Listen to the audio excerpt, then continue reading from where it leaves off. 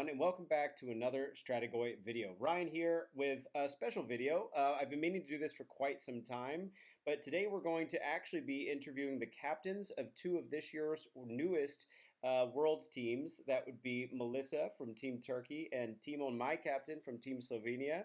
I had this idea back when, the vibe, we were in the moment at Worlds, and it was just such a great environment for getting to make new friends and see old ones. And I got re-inspired to kind of make a whole lot of videos. And then all those Scourge Grand videos came out, all those updates. I wanted to keep on top of those. And then, just the pressure of day-to-day life and setting things up kept postponing this, but here we are. We are about 2 months out. Is that right, guys? When did Worlds was beginning of June? No, beginning of May. May. May. God, so it's been 2 whole months already. How fresh is everything in your minds right now? Can you guys recall everything that happened, or are we going to try to have to brainstorm it together, you think, in this session? It's like it was yesterday. Oh yeah, for you? Okay, cool. And Melissa, is it the same on your end, or do you have to go right back to just day-to-day normal life right afterwards, and we'll have to pick it back up together here in a live setting? Yeah, well, it was very excited for us. Not I cannot say it's like yesterday, but feeling yes, but it's been like 2 months, as you already say. Nice, yeah. So yeah. Cool. Okay, so before I forget, everyone that's watching this video, checking it out, please feel free to share the video, hit like, share, subscribe, all that good stuff. Comment down in the comment section below if you got some a chance to interact with either of these teams at Worlds this year. And yeah, join us in the Discord if you like. But okay, so guys, we're going to keep it nice and loose here, but I wanted to start by talking about how you guys even approached as new team captains, having a team for the very first time for your country by the Age of Sigmar World's Team event. It was hosted, of course, for those that don't know, in Austria this year, in Leoben, which for us, Timon, wasn't too far. And by us, I mean I played as a mercenary for you guys, of course. And then I flew into Ljubljana, and then we drove. It was about a 3-ish hour drive, right, over. Who had to ride the furthest? Serbian Marco, of course, but out of the Slovenian part of the team, who had to ride the furthest? Was that us? Yeah, I think it was us from Ljubljana. It was a bit more than 3 hours, but it was very close, considering some other teams. Yeah, and for me, I just flew in a couple days before and stayed a couple days after to hang out with you. You let me stay on your inflatable mattress there, and it was a very nice vacation that bookended the otherwise very busy however many days we were actually in Austria. But Melissa, what was your guys' travel situation? I can imagine coming from Turkey was a whole other story than what it was like for us. Can you tell us a little bit about that experience, what you guys had to set up, how far the travel, I'm assuming you guys flew, but maybe not. What was the whole situation? Well, for us the most challenging thing is like a visa, Schengen visa, because since we are not in the European Union, so we have a long journey. Like all the team players have to apply to visa, and you have to get an appointment. It will take like 1-2 months sometimes. After the appointment, you're waiting your documents, check, and they approve, etc. So the difficult part was the visa. And we have one mercenary player, then the other 7 players have to, take these steps one by one. I get my visa like how many months? Like I can say like 5-6 months earlier, but a couple of like 2-3 players just have it 1 month before the tournament. So it's really organize a team when you think about it, because there are team players, they are preparing the tournament like 3 months, 4 months beforehand, maybe a long time beforehand. But then we are just waiting if we can come or not. But other than that, Austria was a very beautiful country, to be honest, and Leoben also very good. The old view and the scene and the fresh air, we like it a lot. This part, I can say the traveling part is very hard for us. Yeah, I can imagine. So you guys did fly though? Do I have that right? Or Yeah, we fly, and then I think by train from like Australia by train. I don't remember exactly how many minutes it took. Like maybe 1 hour, maybe 2 hours. I'm not sure about that. But then we reach this year for the bids. I don't know. It looks like a bit harder than the Austria, but I don't know. Okay, yeah. So, well, I mean, there's a number of points you brought up there that are good to just ping for everyone listening back home. The bids for the coming World, so in 2026, are in Germany. Also, if I'm not mistaken, kind of a little off the beaten path. There's a couple different airports you could use as destinations, and then go in from there, or you could just drive, take the train, whatever. Are Italy, somewhere in central Italy, if I'm not mistaken. Again, do you guys know off the top of your head what the names of the cities are, the towns? I don't. The I also towns I don't. don't. I'm not sure, but from airport for Italy, I think you have to drive like 2.5 hours by car, and for Germany one, I think 1 hour by car. You have to 1 or 1.5 hour by car. You have to drive in. Gotcha. Okay. Mm. And I have it. It's Montesilvano and Schmalenberg, okay, that's right. Yeah. which doesn't probably tell us a lot, but No. But to be fair, Leoben in Austria probably wasn't a known city to most people that mm, don't live in the area. And I think it was closest to like Vienna or Graz, and like we said, Ljubljana wasn't too far away. So, but okay, Melissa, you also mentioned, of course, a mercenary player. Where was your mercenary player from? From England, Oh, Tom. Yeah, from England. how'd you We find? have one mercenary. Yeah, how'd you find him? Well, we love him a lot. Like as a whole Turkish team, we love him a lot, and he was also helping me a lot. I can say like our second captain maybe, because all the pairings, all the like strategy and tactics, he helped us. He was like one of our team player. And he was on the pairings team too. So like right. All the pairings, yeah, he was my right hand. Yeah. Yeah, I remember. And then obviously, I mentioned that I was a mercenary. I played for Team Serbia 2 years ago, and then I met through the whole Balkan connection. Ended up meeting Timon at an event from Serbian Marco, who was the captain 2 years ago, and then was also on our team this year, this Team Slovenia, as a mercenary, because Team Serbia had their whole roster all figured out. And anyway, it was me, and then technically we had one other American guy, also named Ryan, that was playing as a mercenary for Team Slovenia, but he actually lives there. Why was he considered a mercenary? Is it because he hasn't lived there for 3+ years? Is that how it works, Timon?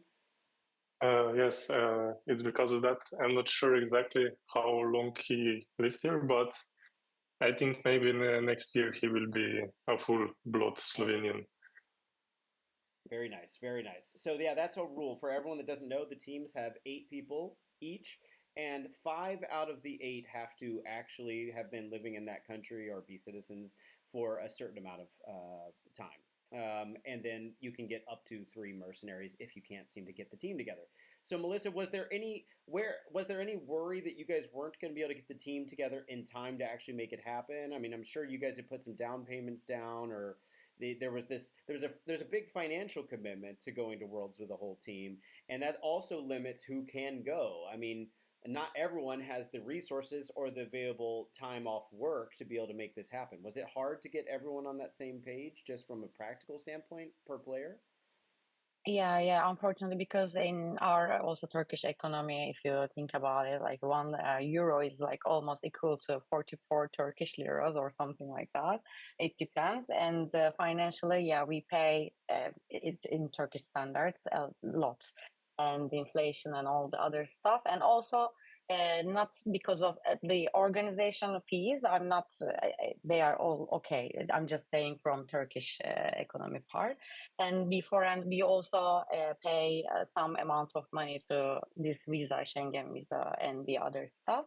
But overall, financially, we manage all the stuff, all the transportation, like the other entry fees, etc.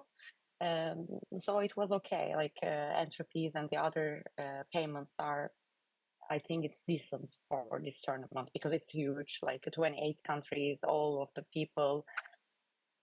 Yeah. Timon, obviously, I was intimately aware of at least everything that needed to be arranged from the moment that you guys asked me to come be a mercenary at Proleshki Hammer, Nino, one of our teammates' event that he hosts in your hometown of Ormož every year. Great tournament, by the way. I definitely would recommend people coming out for that. But I assume there's a whole story I don't know about that was leading up to that. Can you tell us a little bit about what was kind of going on, and then we can fill in the rest of the details afterwards? Yeah, so I think mostly the original idea or the person that was pushing the most for us to make the team was actually the other American Ryan. We had, I think, one of our tournaments in Ormož the previous year for the Proleshki Hammer. Sometime after that, we started to play a bit more with him, and we had some gaming days and so on. He also lives here in Ljubljana, but mainly our group, the Wargaming Club OK, is from the eastern part of Slovenia. But Slovenia is very small, so we were able to all hang out together a lot. And we were all there down to go to Worlds. We don't have such a competitive scene. This was at that point most of our active players that we could put together. We all went to Worlds and we were only 5 from Slovenia, so hopefully we get some more next year. But he really wanted to go, and we all like to go to tournaments together, but we never actually been to a team tournament before this. We just went to singles tournaments, and it was always a blast, just hang out amongst ourselves and with the other people we meet. So we thought that such a team tournament would be a very good fit, and I think we're definitely correct. And we need to thank Ryan for making us go. Yeah, it was definitely a good choice. Ryan is a great guy. I got to play against him at Proleshki Hammer and meet him for the first time there. Literally, this was only a couple months before Worlds when Nino picked me up from the airport actually, and he said, Ryan, we need a mercenary for our team. Would you play? And I was like, I was already, for anyone that's seen my video, I recorded a few videos before the Scourge of Grant stuff. And then I went on Warhammer Weekly talking about how I was burnt out with the game as recently as like February or March.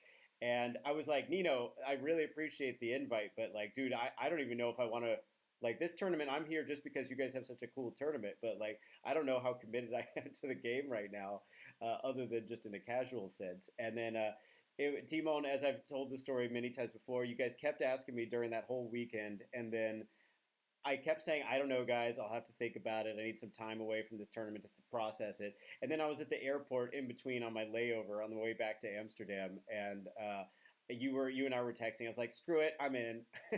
It didn't take very much to convince me. Because you guys are such a great group of people, which kind of brings me to like another element of forming a team, Melissa. With us, also, I think new teams in general have this.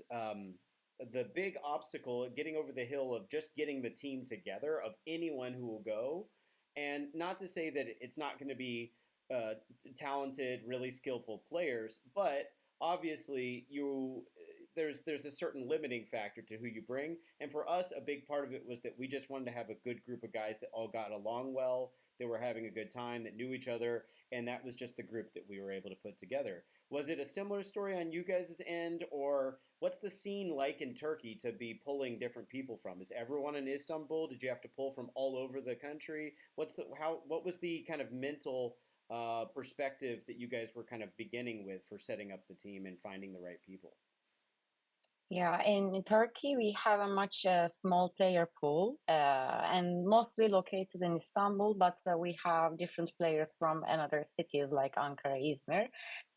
Not so much, but we can say like maybe 50 to 60 Age of Sigmar Warhammer players. But actively, I can say like it depends like 10 to 20.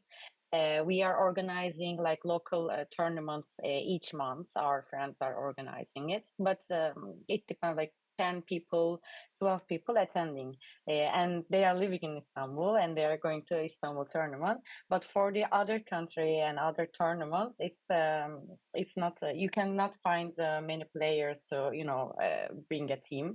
In 2018, we started with the ETC European Team Championship. So I was a captain back then, and it was like, I don't remember much, but 5 or 6 players in the team, not 8 players. So we went to Croatia. And next year in 2019, for the ETC, we went to Serbia. So this year, most of the players in our team was back then already in our team as well. So they know the concept and they know how the other countries and other players, etc. So they want to join. And we form a group like that. Only one player, we couldn't find it in the last minute, so that's why we take the Mercenary. And all of the players, if I'm not wrong, from Istanbul, I don't want city this year. Yeah. And so the kind of mentality, was it more that we're just trying to get who we can get? Was it that you guys were actively only accepting the absolute most cutthroat person, even if you guys didn't really know them or didn't have a personal bond with them? That kind of thing. Where did you guys kind of sit on that spectrum? I can imagine it could be anywhere in between those 2 points. I think we know each other from the first AoS Sigmar, review, like 2015. Yeah. So we know each other from like 10 years. All of them, not everyone, but most of team players. So yeah, we have a bond. But we did announcement to all the players in Turkey. So we said like there is a AoS Worlds. If you want to join, you can come. We did the announcements from everywhere. We can just reach 7 people in total. Yeah. Okay. And you being a captain, how did that come about? Did people have to fight over this position? Did everyone just pick you because you're the coolest or the friendliest? What was kind of like? How did you guys determine who was going to be captain? Are you the most organized, maybe? Maybe we can ask this question to them. I don't know. They just say my name, but like back then, we did voted, etc. And I was captain like 2 years, and that's because they believed I can, arrange a team and organize them. So they picked me as a team captain. I wasn't a candidate at first. I didn't say like I want to be a captain, but they made the voting in our group. So who we want to be a captain. So they said my name, and that's happened. Nice. And Timon, what was the story with our team, Team Slovenia? Yeah, well, I'm not exactly sure, but also I was. I think some other team members proposed to me that I should be the captain, but we also included some. We had like a vote with a larger Wargaming Slovenia, the main club organization, because they are much more active, for example, for 40K. So there is already some establishments there. But I think I was the only one, the only candidate. So. Okay, sure, fair enough. One day we wake up and we were captain. Yeah. Yeah, something like that. Did you guys find all the organizational kind of responsibilities that fall on the captain to be overwhelming, or was it relatively easy for you guys to get everything set up? For me, I would say it's optimal if the captain doesn't play. At least how with the stuff that I had, like all the responsibilities and also the organizing of the accommodation and so on. So for next year, I would be very down to just be the captain, non-playing. But otherwise, I think we might still manage because, like we talked before, like we said before, the very best results were not our top priority. We just went to have fun, and I think we achieved that. So definitely. And Melissa, how did the responsibilities fall on you? Did you find it decent, or was it pretty overwhelming? I agreed with Timon because it's really hard to, accommodation the other stuff who is gonna come, and also you're, following the AoS Worlds channel, and you have to beat, you have to, let the players know the some issues. But I want to say, like, from here, to thank all my team players. They help a lot, everyone in the team, like one player, organizing the team jerseys, the other one, the team dice, and the other one, social media management. So everyone helped me a lot. I was.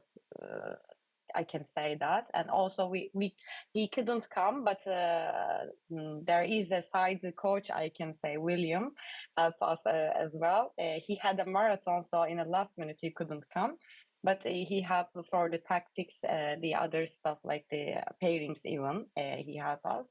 So for my team, yeah, everyone helping a lot, but I agreed with him. Yeah, non-playing captain is much better for the team strategy and the other issue. And do you guys feel that if the captain is non-playing, that the captain would ideally sit on the pairings team? So we only, for those that don't know back home, you can only have 3 people sitting there on the pairings team.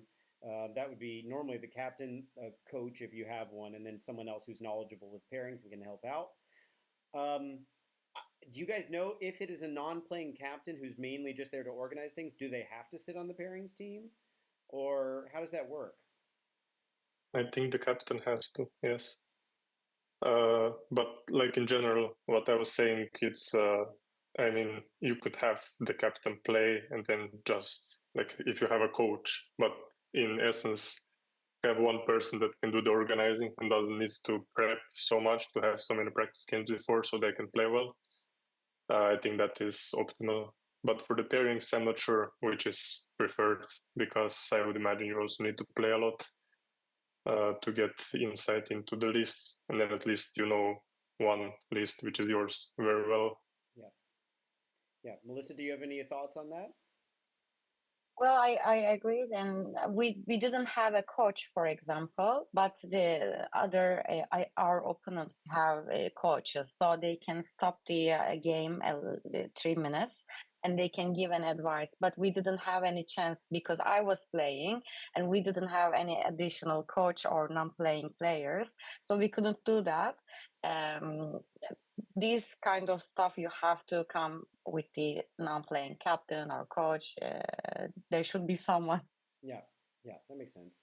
So this is a good segue, I think, into Melissa. What you brought up was obviously prepping for pairings, and that's a huge part of prep for Worlds in general.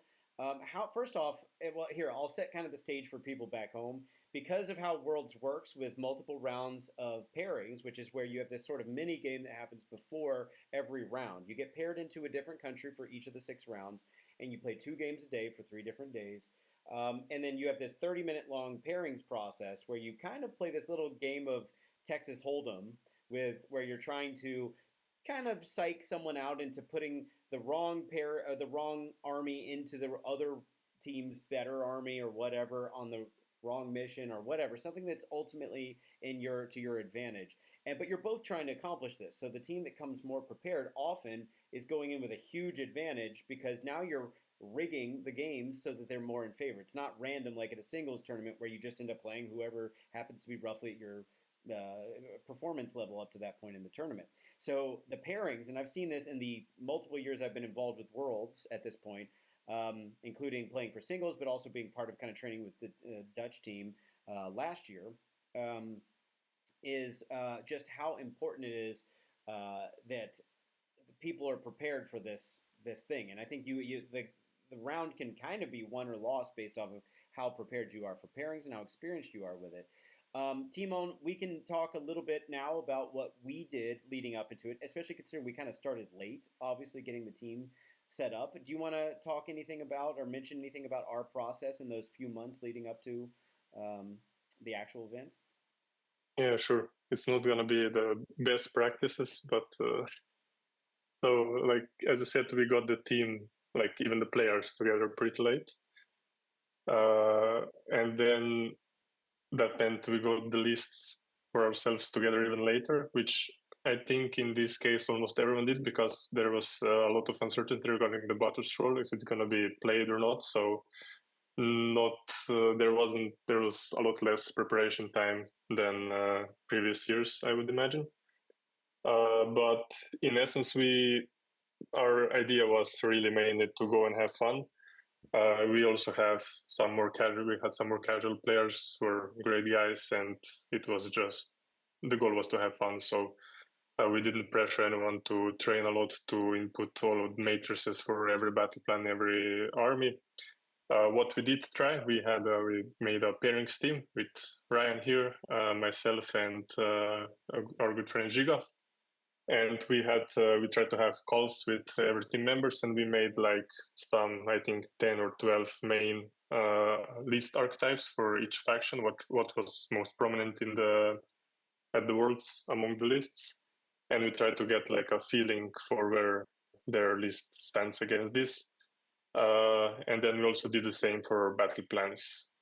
And we used this, we inputted it into Google Sheets, and then because I find this stuff fun for some reason, I created like a XLOOKUP table so that we could input the team name, and we would get all of their factions and players, and we could create a specific matrix for them right before the game, and we could go over it with the team, adjust some stuff based on previous games and so on, which I think probably helped us just to have the visual there and not be guessing or forget about a list that's still available for the enemy team. But probably due to not a lot of experience with this, and just in general not knowing all of the armies and lists and so on, I think the pairings process was not optimal for us. But this is also probably due to the fact that we didn't really go for meta lists so much, and we struggled quite a lot on multi-objectives map, because we had only one or maybe two lists that could play it, and then a lot of lists that really didn't want to. So kind of locked ourselves in the corner there. But otherwise, I really like the process. It's a very nice mind game. But as you said, like the knowledge and preparation is very key here, and practice, of course. Yeah, I mean, I love this part of teams playing in general, and I kind of feel like teams is the best version of Warhammer. I've said this a number of times because as someone who likes writing lists, and writing weird kind of lists or kind of skew lists, it's one of the only formats where you don't have to try to think about your list being good against every single army or every single mission. And to me, also solving the puzzle of who goes into what and how you can best prepare for those things. Like we had also, maybe it's worth pointing out, not only before Worlds, but every night we got together, and between the rounds, we sat for at least 45 minutes or so discussing what we were going to do given the matchup we had the next round. We did some fake pairings where I pretended to be the other team sometimes. We had a lot to think about this, and to be honest, it was very exhausting because we never really had any time off. It was like the game would be done, and then we immediately kind of had to go back into preparing. And this is maybe another reason why a non-playing coach or captain is good to have. We were both playing, obviously, but even I, who was pretty ready to do all this stuff at any moment except for one, which was when we were actually pairing. Once we got into the actual pressure of pairings, my stomach started, going. I got nervous. Timon, you were really good about like staying cool and collected during the pairings process, which is good because my brain kind of shut immediately off as soon as we got in there. A little bit. That's something I could work on, but I think if I wasn't playing, it would be easier to be able to. This is my moment that I got to be on. But then with all the playing and stuff, it just a lot. But you were able to do both, and that was really nice. Melissa, do you want to tell us anything about your guys' version of this type of preparation? How you found did you guys do pairings matrices? You mentioned a coach, William, I think you said his name was, that was helping out. I know you said also Tom, I believe his name is, from your Mercenary. He probably was helping out with these stuff. You want to tell us anything about all this that you find interesting to share? Yeah, well, not interesting. We couldn't have a chance to, prepare before the tournament match, so we didn't have the matrices or other stuff. And we knew like we are going there to have some experience, enjoy, and fun because we talk at the start of all the teammates. Like there are some players competitive mindset, yes, but not all of us. So we just go there to share the all the excitement and etc. First night when just one day before the tournament, we arrived on Thursday. So first night we prepared at the hotel, all team players, and this was our first matrix that night. And then we started next day, and second day and the following days also we try to do some matrices like which player wants whom against their opponent, etc. But overall, we couldn't make preparation. But this year, if we can, arrange ourselves and we can join again, some of our players wants to, be prepared much more than the this year, the 2025. Yeah, and figuring out a good way to do the matrices, there are a lot of super mathy and nerdy ways you can start making that its own game. Timon and I are both have a bit of a coding background. Timon even more than I do, and we both discussed the possibility of writing some code to cover this. But honestly, a big hurdle for the Matrix is how good of information your players are able to provide you with that goes into the Matrix severely determines how well it functions. So if the players haven't had a whole lot of experience against certain armies, even myself, I got caught out off guard with a one or two matchups in particular, where I was like, oh, I totally didn't realize this one thing was going to shut off my whole thing. But that's just an experience thing, and it's garbage in, garbage out, or good information in, great product at the end of the day. So yeah, do you guys have anything else you want to weigh in on about the preparations before we move on to the actual event? I think all the team players should know of course, their army and the other armies as well. Because, for example, you asked me the previous question, like during the pairing, I give one of our players the other. I don't remember. I think Sons of Emerald. So after the pairing, he come to me and says like, "Why did you give me? I give a very low point on the metric system. Why you pair with me, etc." And I said there was only two options because sometimes you can't get. Some people have to be attacker, some people have to be defender, and there were only two options. You give 1 point to someone and 2 points to another. So I picked 2 points because you have more chance than the other. And he said, okay, that's fair then. So if your players know which point they will give, the captain's role is make more easier. Yeah, for sure. And there's look like not everyone is meant to be a star player in the sense of their ultimate record, win-loss record at the tournament. For example, Team France, who went second place in the whole out of all 28 countries, had a 0-6 player, meaning they won 0 matches. But yet the team went second place. And so sometimes you even have a role where you're just supposed to make those losses as small as possible. And we can call that being thrown under the bus. For us, we definitely did that a number of times with what was it? What did we call it, Timon? The connection. Kungota Gambit. Yeah, that was our Andre and Marco. They were their brothers, so they kind of often got thrown under the bus a little bit. But it was also because we knew that their armies would be able to absorb things better than some of the other ones that are more vulnerable. But even then, like you said, Melissa, not every matchup and the way that the pairings end up going is going to end up working out so that everyone gets a good seat at the table. Timon, you admitted, and I agree with you, that we could have, in retrospect, gotten our armies to be more suitable to a mix of the missions instead of we had a lot of really good on a certain type of mission, but then on any of the other ones, it was just not looking so hot, and that could have been better for us, I think, in the long run. Is there anything else you want to throw into this discussion before we move on to the event? Not much. I agree with Melissa. It's important that all of the players know how the pairings work and that they know that there is give and take. Sometimes you get a good matchup, sometimes you need to take a bad one. but then it's a team game, so I think everyone knew that going in, at least in our team. But other than that, I really just want to thank you, Ryan, and Giga. When he's listening, you're very great help, and also the rest of the team for the pairings.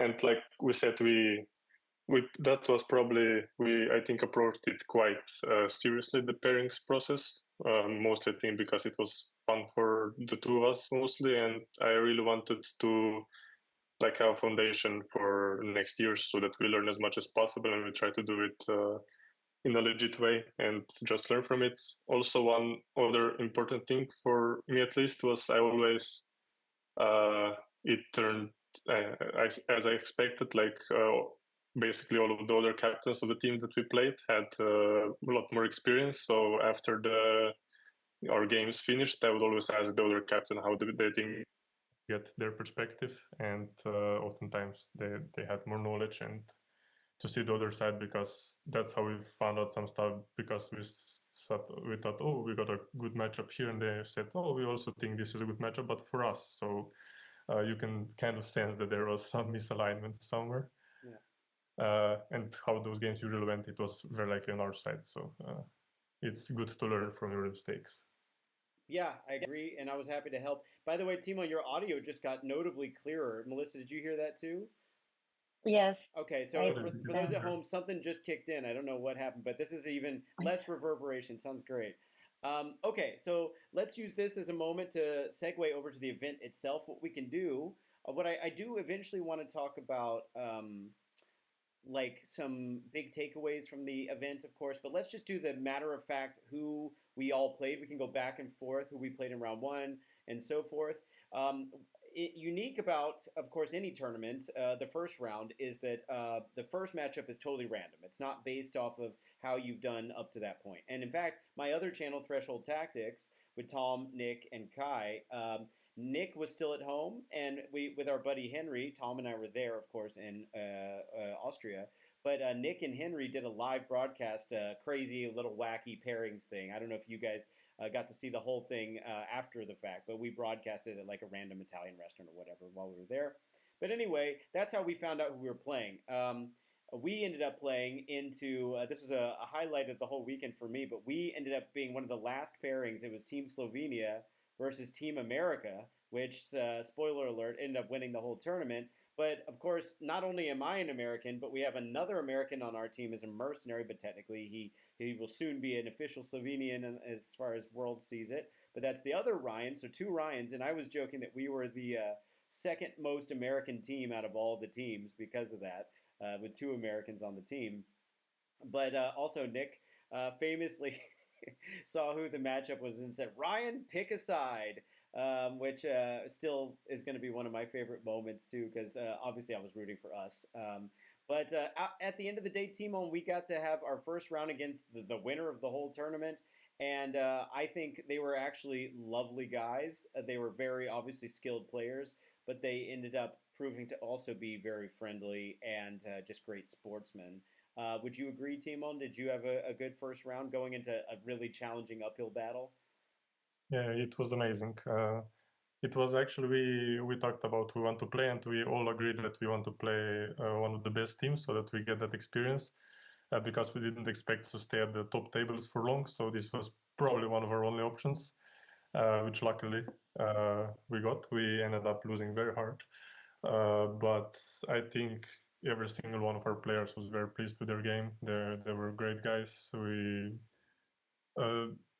Like in the scene of the tournament, singles tournament scene that we are in, it's quite a lower level of experience, I think, than what is present in the American competitive scene. So it was great to play some of the famous big names of Age of Sigmar. Yeah, and you know what? I'm Facebook friends with pretty much the whole team at this point too. They're that kind of guys. I'm an extrovert. I like getting to know people, and that's why we're all here today too. And I'll be trying to do some more interviews after this. But even on top of that, it's got to be a two-way street. And Melissa, you were super friendly when I got to meet you, of course. But the American team was so easy. Like Tom Guan, actually, I didn't want to go out of my way and friend him, but he sent me a friend request the other day too, which is just lovely. Melissa, tell me about your pairing. You guys played, I think you said Czechia for the first round. Yes, yes. Did you guys have any expectations when you first heard that you were playing against them? Did you know anything about the team? I've actually played against them in a couple tournaments before, and they're lovely guys. So They were lovely, definitely. We didn't have a chance to play earlier because it was like it was first experience. So the only thing about the pairing system, because we were waiting like at the restaurant at Leoben, and our team was the last one. So each country name is when they doing the pairing. We were waiting Team Turkey, but it didn't come. But at the end of the end, we saw that it was the Czechia, and they were very friendly. And we were for the first day and first round, we were very friendly matches against each other. So I can say we haven't had the chance to play against America, so I don't know your exciting moments, but yeah. yeah, it's that first round is always the biggest chance that a team that is coming in for the first time is going to play against one of the big names. And I'm just so glad we got to do that too. But who would you say, Melissa? This is foreshadowing for the rest of this back and forth we'll be doing. But who would you say was the biggest team that you played into? If it wasn't Czechia, what was like second round? Was it a second round maybe that was also pretty competitive?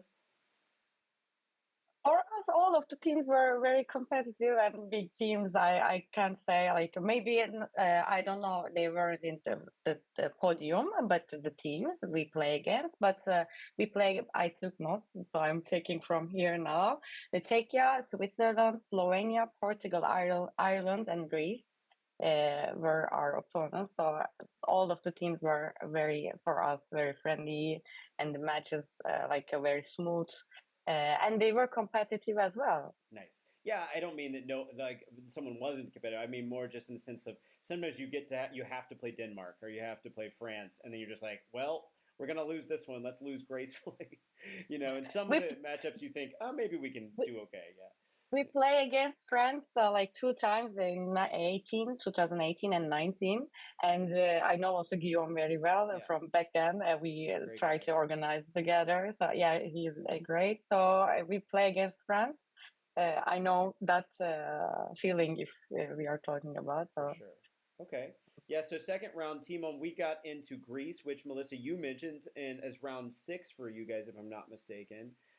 Maybe we could yeah. just both talk about Greece right now. Timon, how did you experience that round in particular? It was quite good. We felt that we have a lot more chance than against the USA.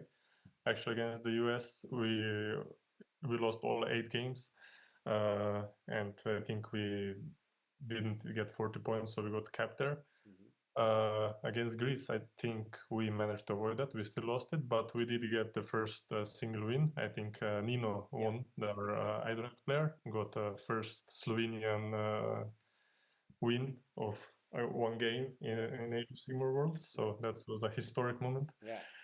But otherwise, the Greek guys were all very nice from what the other players told us. They had amazing jerseys. I remember that. Yeah. Yeah. The tiger print. For sure. I've got some photos I'm going to be sharing on the channel at some point. And by the way, in terms of people coming up to me and just like hanging out, this was technically Team Greece for me was actually a rematch because I played against them with Team Serbia 2 years ago. But this time, that time it was the last round, kind of like with you guys, Melissa, and I was exhausted. But this time it was second round. I was much more prepared. And the guys recognized me from actually this channel, or some of the guys did, and that was a lovely connection. But also because they're Greek and we have a Greek name, which Jonas chose, they came up to me and they told me, guys, we like your channel, but like every time you say the name of the channel, it drives us crazy because it's horribly mispronounced. So we got this funny photo where I have on this jersey right here, Strategoi Ryan, and we got them pointing at the name like they're trying to teach me how to say it right.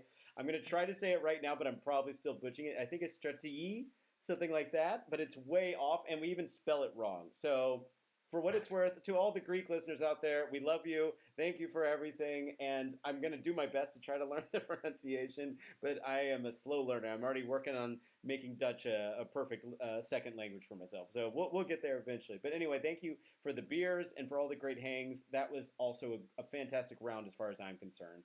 Melissa, you want to throw anything in about Team Greece? Our match, the most, I think for me, for myself, like the Greece, my opponent was the funniest one. We like had a lot of fun time because it was also the last match, and we were super tired, like 3 days after 3 days. So it was very chill and a funny game. And I remember like our team dice logo was very similar because ours was like Athena, the woman symbol, and they were like Athena, very similar. So I remember that, and since we are also neighbors, like in the countries, so we had a good time together. Only maybe I can say that after our match, I lost my match, but they accidentally entered the system like I won, and our coach wasn't there and sent me a message like, "Oh, great for the beautiful closing," and I said like, "No, I didn't win, and it looks like I won the game." So it was a funny moment. Yeah. Nice. So that was actually your sixth round, though. What was your second round? You said it was Switzerland? Yeah. Tell us about that round. Well, so that round also, I think I don't remember the exact how many like win lose rate Sure. Okay. exactly, but it was the one of the like very friendly team, I can say, because our tables also like next to each other.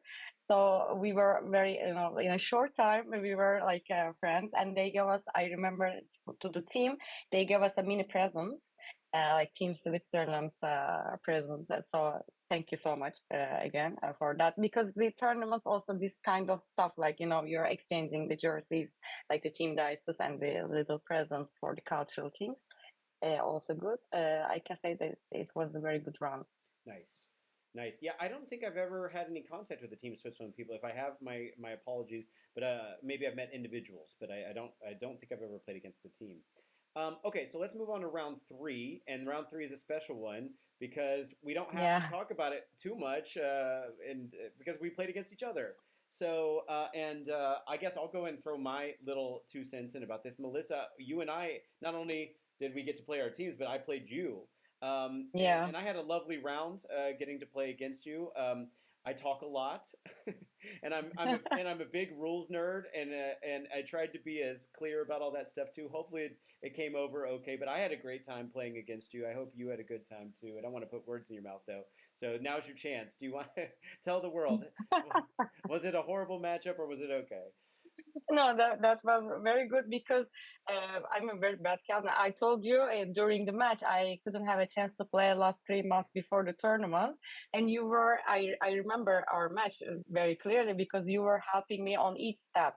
Not, when you're playing, you're also explaining like I'm doing that because of that. You have this rule, and I was saying like, oh, that Melissa can give, let's say like a reroll, charge roll or whatever. Like you were warning me about my army as well and helping me a lot. So thank you so much. After our match, I was playing more, like focused, and I knew the other rules because you helped me about the manifestation part, etc. I remember. So thank you. Well, yeah. I mean, to me, it's always been important that you play a game as much as it should play. And I've gotten critiques from people before that I'm helping people too much. That was definitely not what I was trying to do in that sense, like help you beat me, but definitely trying to make sure there's no gotchas. I'm a big believer in this is how all these rules are going to interact with each other, and if we need to kind of like refresh things to make sure we're on the same page, then I'd rather it take a little longer to play the game. But thank you for the comment. I appreciate it.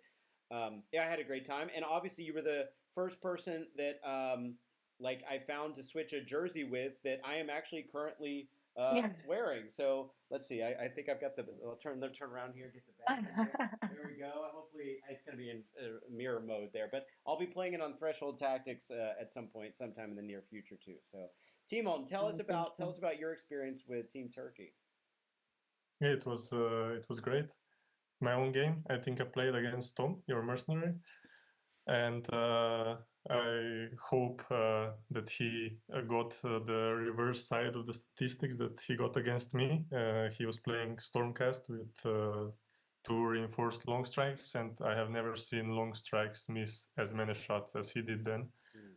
It was probably the unluckiest I have ever seen someone be the whole game, which was definitely the main reason I managed to somehow win that game. And I felt very bad how it played, but he was still very positive regardless of what was happening to him. So it was an amazing experience, and I hope he got the other side of the die in some other game. But I'm very sorry for his opponent then. But he was a very very nice guy. Yeah. It was great. Like altogether also our game. It was. We managed to get the win in the end, but not by much. So it was definitely the tensest game, the closest one we had. And I think you could see that both of our teams, we weren't that experienced. So it was quite an even matchup that made it very fun also. Yeah, and to be fair, both of our teams were, if I'm not mistaken, the last 2 places of the tournament. So this is also a great way to start it off, that it's not about bragging or whatever. It's just about that we're new teams doing this. Did we come out of it learning some good lessons, which we'll talk about shortly, and did we have a great time? And so I think, hopefully that's evident from the way we're all recounting the story at this point too. Okay, let's go on to round 4. Round 4, so this is the end of day 2. Melissa, who'd you guys play against? Portugal. Okay. Round 4, right? Yeah, Portugal. We were staying also at the same hotel. So we meet first day at the hotel before the tournament, and they were very friendly. They are also. I'm not sure if they were newcomers also. Yes. They were okay. So they looks like very experienced. They look like they joined before, but I didn't know. So it was a really good matchups, and my opponent was also very we had a very fun time as well. I remember, and they had a photographer. I remember that part as well, and he took many shots from the event. So we had moments, historic moments from the event. It was very good. Also, the captain was very friendly and helping us a lot. The other details, not only the matches, but the other tournaments details and website. I guess AoS Worlds website. I guess he is managing because before the tournament, he asked from us the Team Turkey details to put the social media. So I think he's helping that part too. Oh, nice. Did they have their own photographer? For Team Portugal had a photographer, or yeah, they had a photographer, and also team captain was before the tournament. I think he is helping or managing. I don't know the AoS Worlds website, because he puts the team information, the team's part section to the website. He put our info. I can. You have a light on your face. Yeah, Timo, your audio got a lot better, but then your video ended up getting a little weird. You got this weird filter. That's better. That's it. That's the sun is moving. Nice. Yeah. So we played also against the other newcomers. So between us 2 and the ones we're talking about now, covers all 4 of the newcomers this year. So that was obviously Slovenia, Turkey. We just talked about Portugal. And then we end up playing Team Bulgaria. Before I move on to that real quick, though, one of the Portuguese players, actually Ivan, lives here in the Netherlands and is part of our scene and trains here. And you're right, Melissa, they were very much prepared from well before, definitely before both of our teams, I think. and they've been playing a lot of TTS, a lot of serious prep for the tournament, and going to a lot of teams tournaments in different countries and stuff. So Yeah. Also, I can add my opponent has a good Skaven army and very well painted. He was one of the nominee candidates, the best painted army part, and he was really good. I can also add that part. nice, nice, cool. Okay, Timon, Team Bulgaria. So and for what it's worth, Bulgaria ended up winning the best newcomer award for having the best performance out of all newcomers. I think they took 16 out of 28, something like that, in the official ranking. So that's pretty impressive. We thought we came out of the round where we finally won a round, and by the way, it was our only round that we won. And we were pretty much on cloud nine, thinking, okay, this is what we're going to do. We got a wind under our sails, and we thought maybe we're going into a newcomer. We got a chance to come out on top of this one again, but it didn't turn out so well. Bulgaria kind of crushed us a bit, I think. Do I have it right, Timon? Yeah, I think that's a good description. It wasn't as bad as the US, I think, but also quite a large loss. I think they were, like, in general, they just had more experience. But otherwise, for me, it was also a fun round. But I would say we definitely, I think they exceeded our expectations probably from a lot of other. They were very high for the best newcomers. Yeah. So yeah, they did better I than a think they number of prepared existing very teams. well. Yeah, yeah. Yeah, and I think that was the hardest round emotionally for us as a team because we'd had the up of this kind of upwards momentum. Like you said, in round two, we had our first Slovenian win, and then we had our first, like for a player, and then in round three, we had our only win in the tournament, and then we kind of thought we got a chance here, and then it just kind of reality checked us a little bit. Plus, you're getting pretty tired by the end of day two. Did you have that sense too, Timon?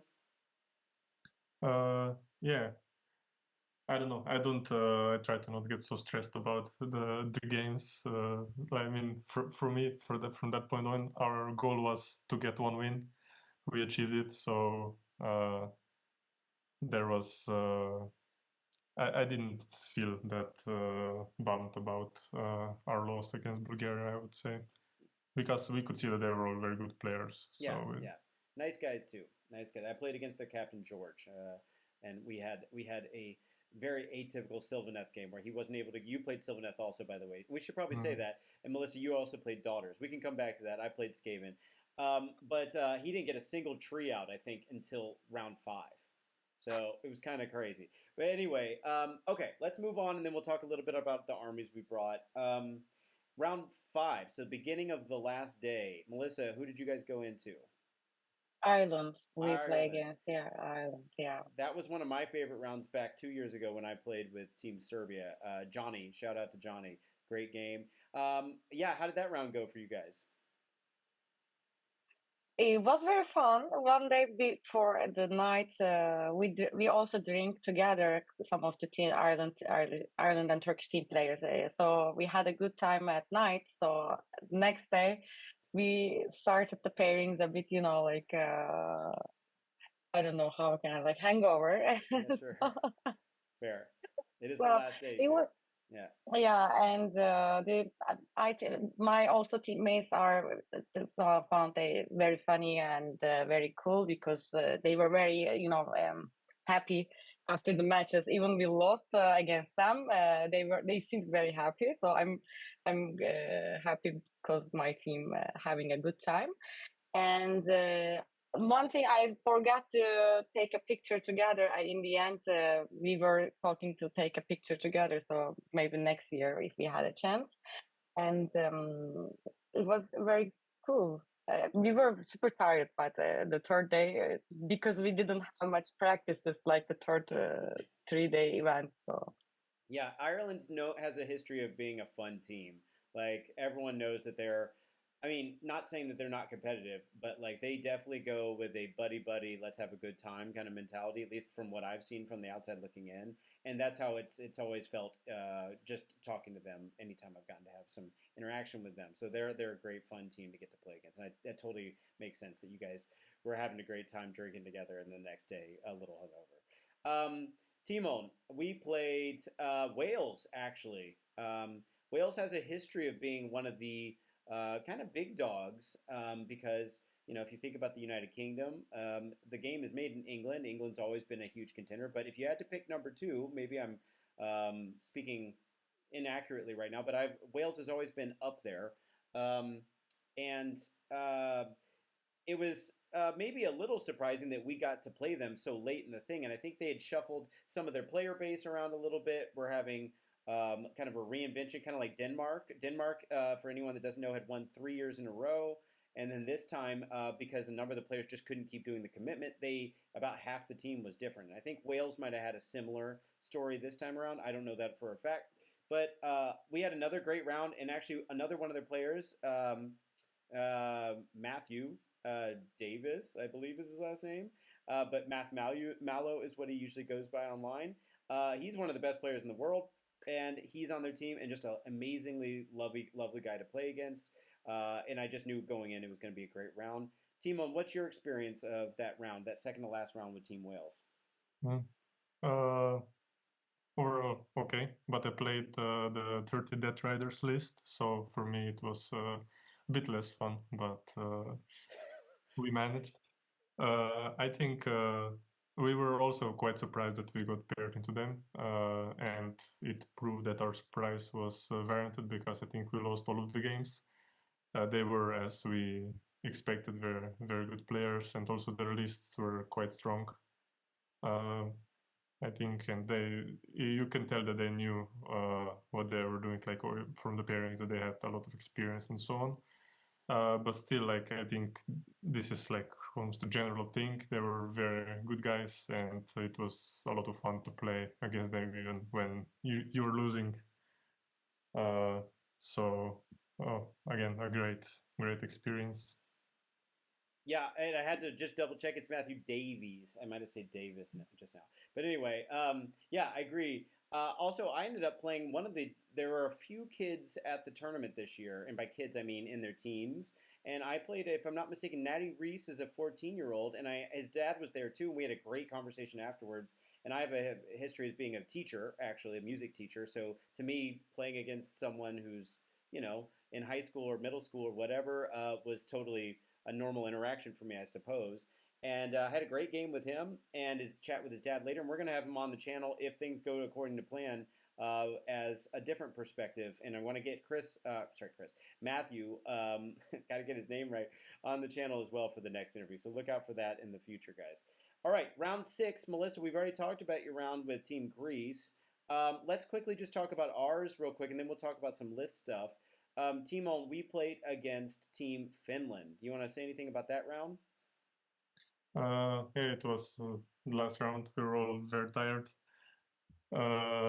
It was also, I think the Finland was the one that we thought they had quite wide lists, right? That was one of them, yeah. Denmark always has some kind of crazy list, but Finland seemed to also be in that department. Yeah, for me it was. I mostly remember my game. I played against the Big Pigs Army of Renown.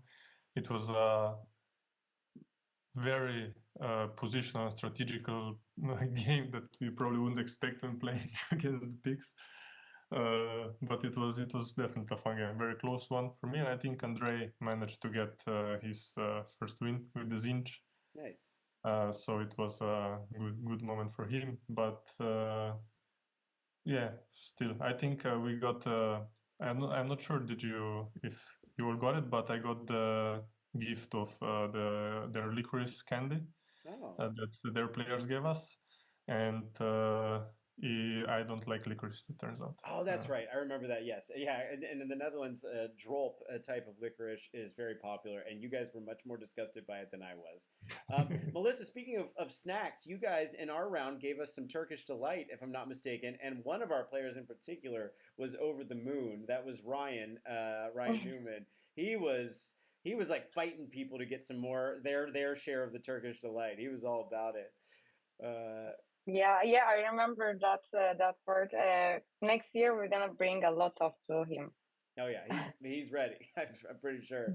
He's And by the way, I just want to shout out my favorite techiest game, and was actually against Team Finland. Was against Pietari, and he was one of the guys with a curly mustache at the tournament. Amazing dude. We even got to have a little short interview on the German broadcasting that was going out.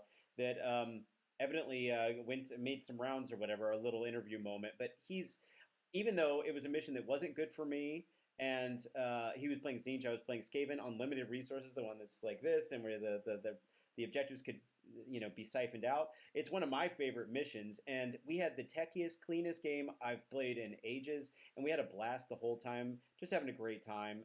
It's exactly what Worlds should be, and like a Worlds game should be. It's like one of my favorite things about going is that you're playing against some of the best players, and oftentimes the best players of the game are the ones who play the cleanest and like best. Like you're not, no one's got gotchas going on. It's just a really great, awesome experience to get to play with someone who really loves the game in such a passionate way.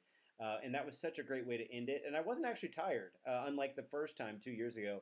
That last round for me was pretty energizing. But anyway, okay, let's talk a little bit about what you guys played. Melissa, you brought daughters. How did your daughters list end up doing? You want to tell us a little bit about it?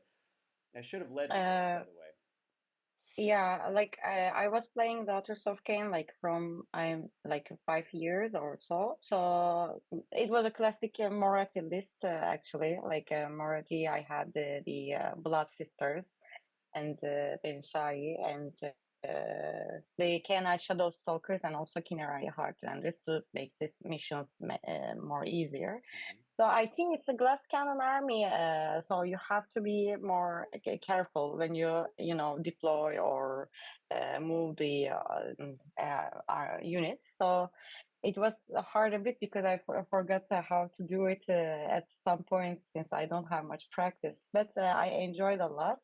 Usually, when I pair with when during the pairings, I try to put myself to shooty armies because we didn't plan it we bring not shooty armies, so someone has to be sacrificed. So me and a couple of players has to play against shooty armies. So I mostly play Skaven and Stormcast Eternals I play against. So it was tough for me. Yeah. But I try to get at these points as much as I can. Yeah, you ended up having to play me, and I was Skaven, so Yeah. But I had a half melee, but yeah, I totally get the point too. Skaven's one of the worst melee threats in the game. Timo, let's talk about your Sylvaneth list a little bit. Yeah, so I played Alariel, Beltanos, Durtu, and Branch Witch with Sights. And then a single unit of 3 Remnants is what I'm remembering. Maybe it's not correct, but I think it is. I also, similarly as Melissa, didn't have enough time to practice. Just like live duties and captain duties and so on. I think I checked it after the tournament, but since our Perleshki Hammer tournament, which was in March, right? I think so, yeah. I think I only managed to play like 3 games until Worlds, which is criminally low. Yeah. So I was getting better each round, which is good, but not ideal. But I think overall I was quite satisfied with my performance. There was a couple of brain lapse moments which would be solved with more practice. But I think I was pleased with how the list played and so on. I think the role that my list played was something we needed a lot because it was very much so that it didn't have a very strong counter.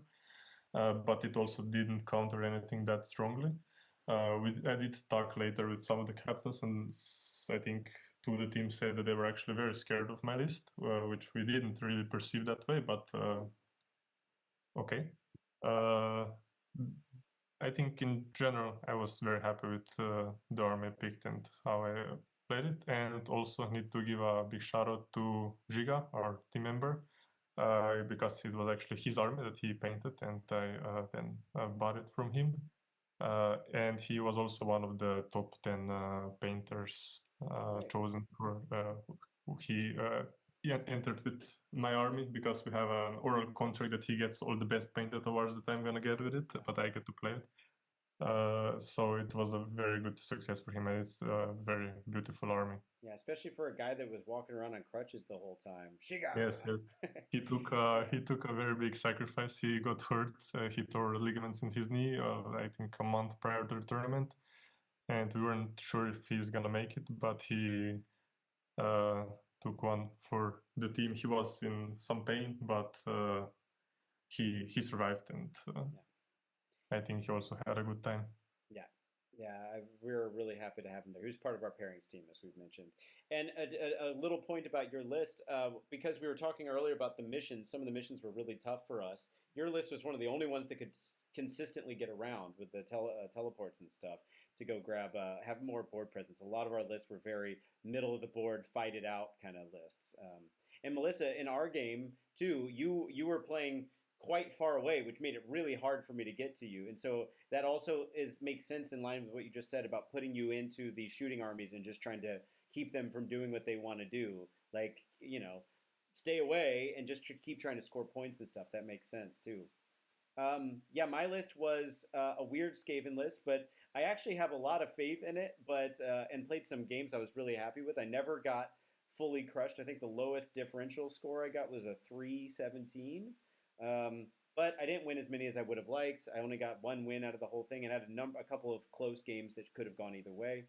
But it just didn't turn out that way. But I had a blast anyway. To me, playing Worlds isn't about win-loss. It's about all the other stuff we've talked about. But it was a list with Thankful Deceiver, who was clearly an MVP. He was just going around scoring points even after the rest of the army is destroyed.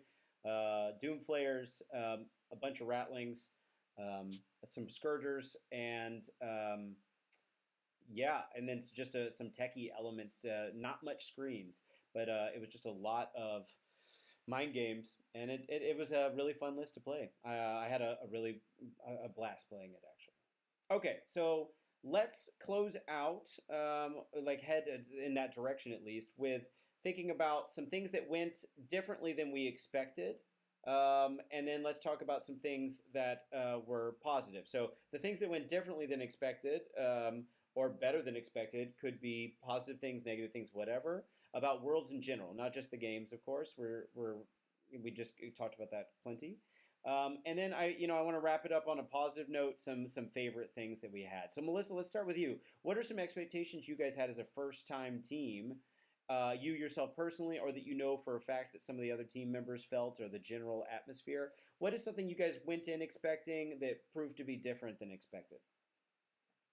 Well, general atmosphere were like for all of the team players, maybe I can say very good, and we enjoyed a lot. Maybe we could practice more and have some wins more than this score, but we did our best, and we didn't prepare much maybe for next year. And I can say it's a huge organization, so everyone giving efforts voluntarily. And this is a very important stuff, because the referees, the organization team, all the captains are whole year doing some stuff like leading, thinking, arguing, and doing discussions for how we can make this event better. So thank you so much for everyone, because as team, as first newcomers, we didn't have any travel time for anything, not for the, I can say, accommodation, not for the travel. Maybe travel part a bit hard because you don't go to directly the city center, okay? But it's understandable, because huge event, you need a big venue for all the players. So on the other hand, the other stuff like the food, if we think about it, the tables, the terrain, mods, everything was prepared for from our perspective. And the whole players, our other players, other countries were very helpful. I can say only positive things, because I didn't, nothing happens to my coming to my mind as negative, I can say. Yeah.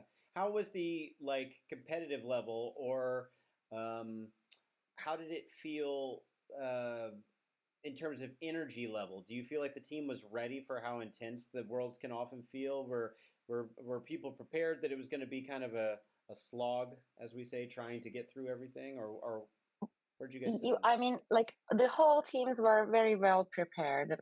We can observe that. We didn't expect that much competitive scene. It's not a negative thing, I'm saying, but Yeah. we didn't expect that because back then in 2018 and 19, before the pandemic, because we didn't attend after the pandemic. So before the pandemic, it was very friendly. Like not, of course, there are teams much more competitive, but this year, like our first year at Worlds, it was very competitive. We didn't expect that, but it was a good thing, like because everyone giving their time and the money and effort to having a good time, but also winning the matches.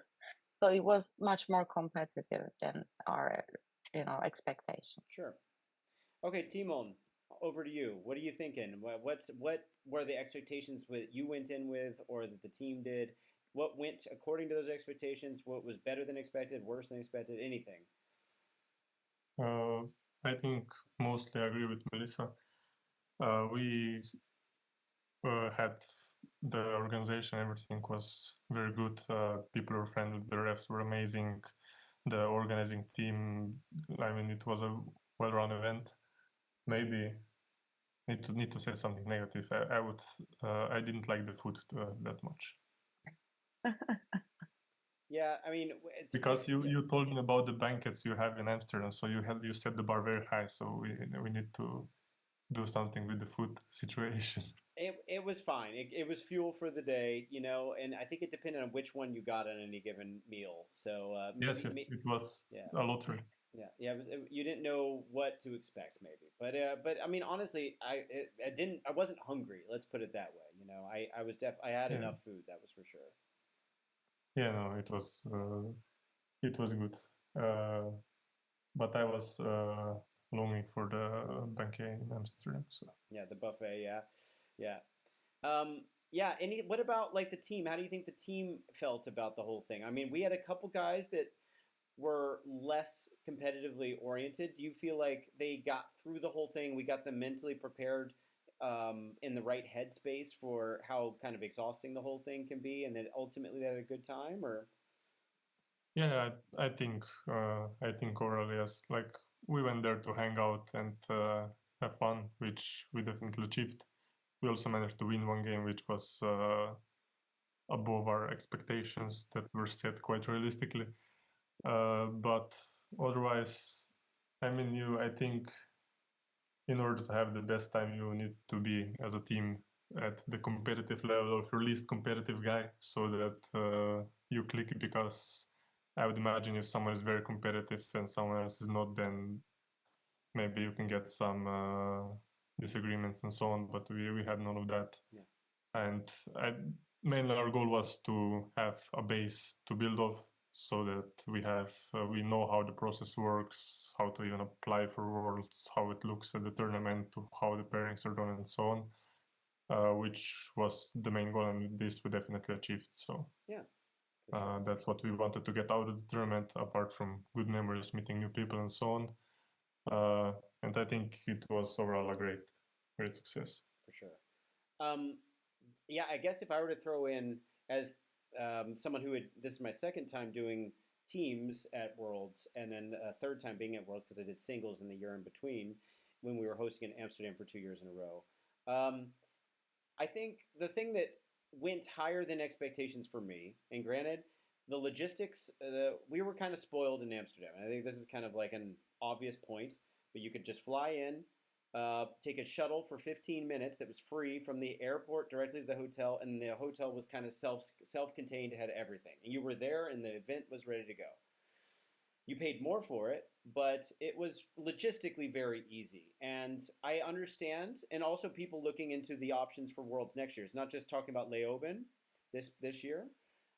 Getting into Worlds can be a challenge. Like you said, Melissa, you got the flight, and then you got to take the train, and you got to get in, and the whole thing, then the hotel, and all that. And not every event's going to have everything. If you had a sort list of price, convenience, and what some other element, you know how that works. We can't get all three at the same time. You're just not going to get a cheap price with all those other things or whatever.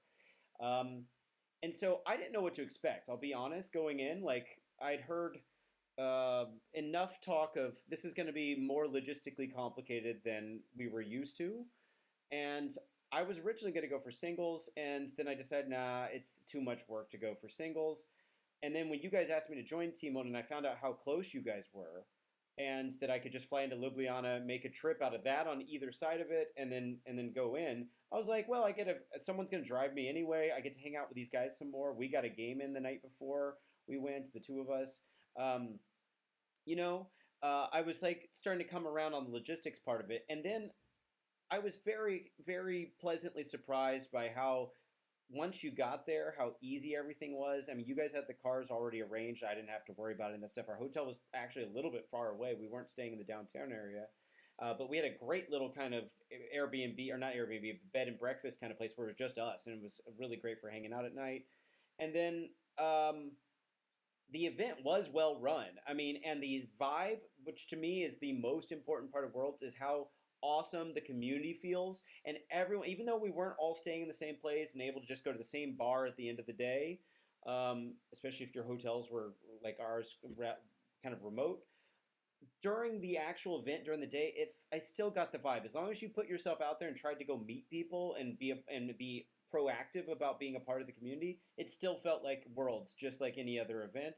And I was so glad to connect with all the people that we got to connect with and make so many new friends and new connections. And to me, that's what World's about. Yeah, it felt a little bit more like kind of like camping in a sense, because like we couldn't go back to our hotel rooms in between. You know, once you got to the event, you were there. You know, and then you went back to your hotel at the end of the day. But there's a charm in that too, and ultimately, I think I would recommend Worlds no matter where it is. I mean, I thus far have not had a single bad experience at Worlds to anyone that's really thinking about going to it. And we've got two new teams here. Like, let's talk about the future of Worlds. Are you guys planning on going next year? You know where the bids are. Melissa, what's Team Turkey? What's the buzz and with amongst you guys right now? Is everyone excited about going next year? Are they weighing the options? What's the vibe? Well, actually, all the team players are very excited for next year as well. After the tournament, some of our players started to, play like at least minimum 4 or 5 matches in a week. They are preparing some of them. Yeah, I couldn't right now, but I will as well. So we are excited, but we don't know the bid selection. So maybe it depends if it's Germany or Italy from our perspective. And also, like I said at the start, we have a Schengen visa situation. So probably we can fill a team, but it's just a bit harder than the uh, European Union players, so probably. And but we are very excited because we enjoyed a lot and we want to come again. So everything is like that from our side. Are you guys going to try to have a sort of a bigger pool of people that you'll be training with, and that you'll eventually make a decision who's officially on the team, including captain and coach and whatever else you might have? Or is it mostly going to stay kind of how it currently is? Do you have a sense for that? Well, since we are in Turkey, we are a small community, so it has to be, in my opinion, like everyone has to be, how I can say like that, live that moment at least one time. So if we can have the more players not coming this year, the new coming players, it will be better because everyone should see that atmosphere. Uh, so we want to be add the new players to the team. That's for sure. But if they are interested, of course. And probably we will change the captain. Not probably, it will for sure. So we are just bidding for the new captain. I'm not a candidate this year. I'm supporting other people to be a captain Okay, because it's also an experience. I did 3 years, so it's I'm done. sure. Not successful captain, but at least I did my best for the team. So some of the players will change. Our non-playing coach will join as a probably team player this year. So this will be change from our side. Yeah. Okay, great. I mean, not great that you're stepping down as coach, but I mean, the rest of what you said. If I mean, as long as you're happy, whatever makes if you're ready to pass the title over to someone else, then that's obviously what is best for you too at this point. But yeah, I thought you obviously were a good figurehead for the team, and there aren't too many female players playing in Warhammer, as we know, and it's always good to have someone being there. Just changing the stereotypes. So it was nice having you there, also for your personality and your playing and everything else. So I hope you do take part of it next time as well, and we get to see you and hang out again. Timon, what are you thinking? You're not a lady, obviously, so I can't. I could say super handsome, dude with a really nice haircut. But maybe that's a stereotype that we don't see as much in Warhammer either. But anyway, how did you? What are you thinking about team? First off, captaincy. Are you planning on being able to be doing? You kind of mentioned earlier maybe being a non-playing captain. Is this? Are you? What do you think the team is going to be doing? Is there a 90% chance there's a team that's going to be going? Where do you put that likelihood at? Just all the questions I asked to Melissa and more. What are you feeling like? Yeah, so I used to have a lot longer hair, so maybe I could from the back. Maybe I would look like a Warhammer lady.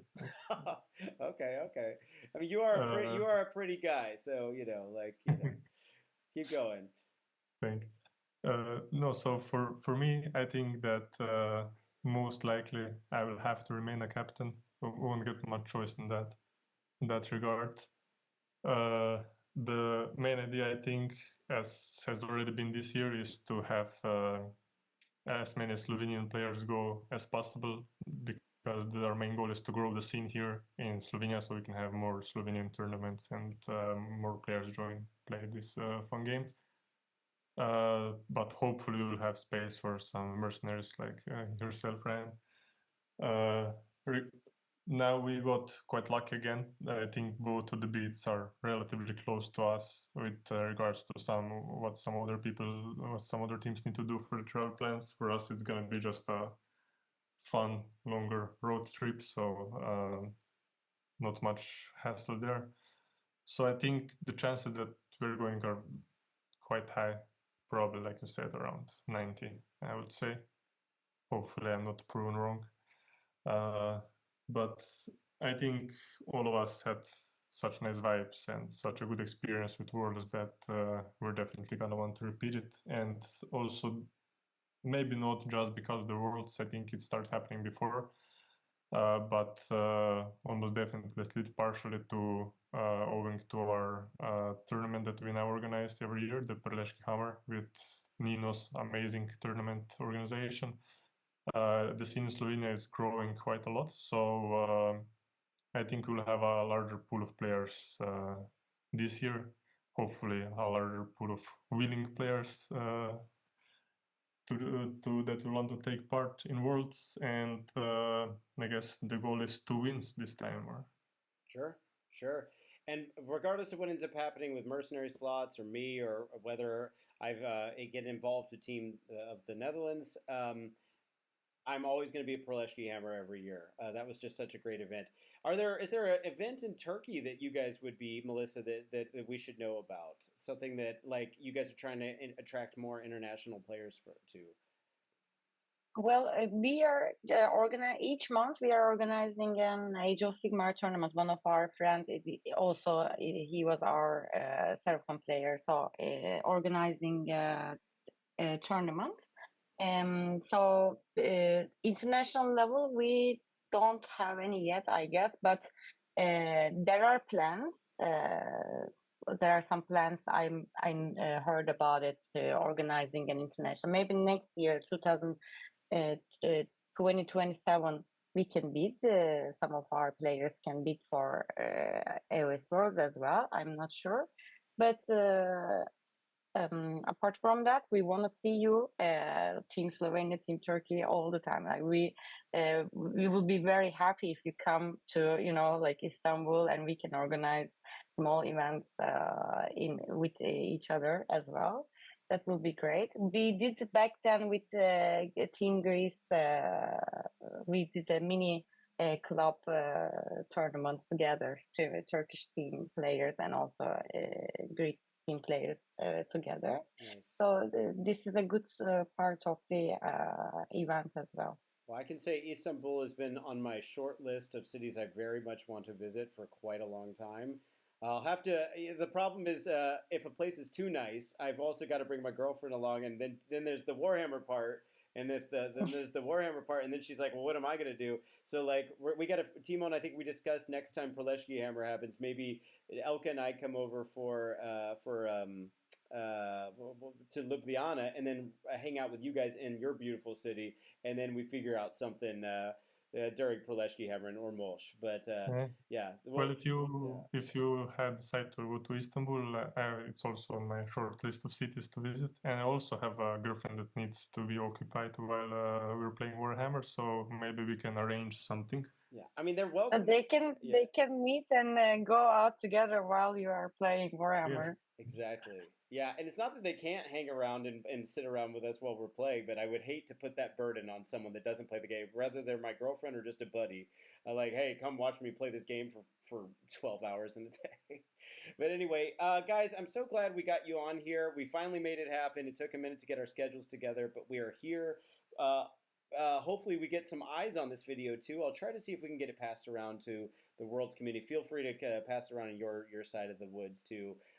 Thank you so much. It was so lovely having not only a chance to recount how the experience went, but also to have the opinions of and experiences shared of a couple teams that were totally new to the experience. I hope we're both there again next year in one capacity or the other. Yeah, anything else you guys want to end on here, Melissa? Well, thank you so much for the invitation for the interview. This is my first interview, so I was so excited. I even forget about what is Warhammer and even the languages I call. But thank you so much. It was very fun for me, and thank you, Timon. Also, you are here as well. So yeah, you were great. Don't worry. It was good. Thank you, Ryan, for the invite. I hope we said some interesting things. 100%, yeah, and it's good for, remember, the number of players that attend Worlds, though it's relatively high for a tournament, is nothing compared to the number of players that play Age of Sigmar. And so I'm such a big believer. Like I've said before, I made so many of my best friendships through this game, and I want people to start feeling safe and comfortable going to tournaments, regardless of who you are, what your experience level is. Even at the highest level, this is one of the most competitive tournaments in the world. It's still an amazing time, and anything we could do to kind of like show people what it's like to be there, and get more countries. We need to get more countries going too. Like, that'd be amazing. So anyway, I've babbled on enough. Thank you guys, Melissa, Timon, so much.